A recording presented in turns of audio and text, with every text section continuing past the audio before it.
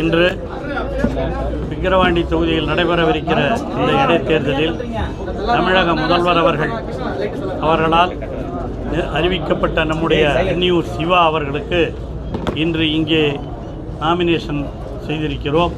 நிச்சயமாக அவர் 1,00,000 வாக்குகளுக்கு அதிகமான வித்தியாசத்திலே வெற்றி பெறுவார் என்பது எங்களுக்கு நன்றாக தெரியும்.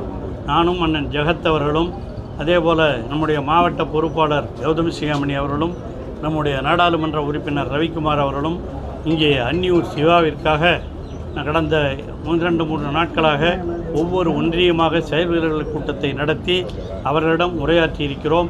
மகளிரெல்லாம் மிக தெளிவாக இருக்கிறார்கள். தளபதி அவர்கள் மகளிருக்காக செய்திருக்கிற சாதனைகளுக்காகவே இந்த விக்கிரவாண்டி தொகுதியிலே நாம் பெருவாரியான வாக்குகள் வித்தியாசத்தில் வெற்றி பெறுவோம். கடந்த முறை 2021 தேர்தலில் புகழேந்தி அவர்கள் இங்கே நிற்கிற பொழுது சுமார் 9,000 வாக்குகள் வித்தியாசத்திலே வெற்றி பெற்றார். அது என்னன்னு கேட்டிங்கன்னா 9,000 வாக்கு வித்தியாசத்தில் அவர் வெற்றி பெறும் பொழுது எதிர்த்து நின்றவர் யாருன்னு கேட்டால் எதிர்த்து நின்றவர் அதிமுக, அவருக்கு ஆதரவாக பாமகவுக்கு ஆதரவாக பிஜேபி, இவங்கெல்லாம் 3 பேர் சேர்ந்து நின்று வாங்கின ஓட்டை விட நம்முடைய புகழேந்தி 9,000 வாக்குகள் அதிகமாக பெற்றார். இப்போ 3 பேரும் எப்படி இருக்கிறாங்கன்னு உங்களுக்கு தெரியும். ஒருத்தர் எப்படியும் தோல்வி வரும் என்பதற்காகவே இதை விட்டு விலகிவிட்டார்கள்.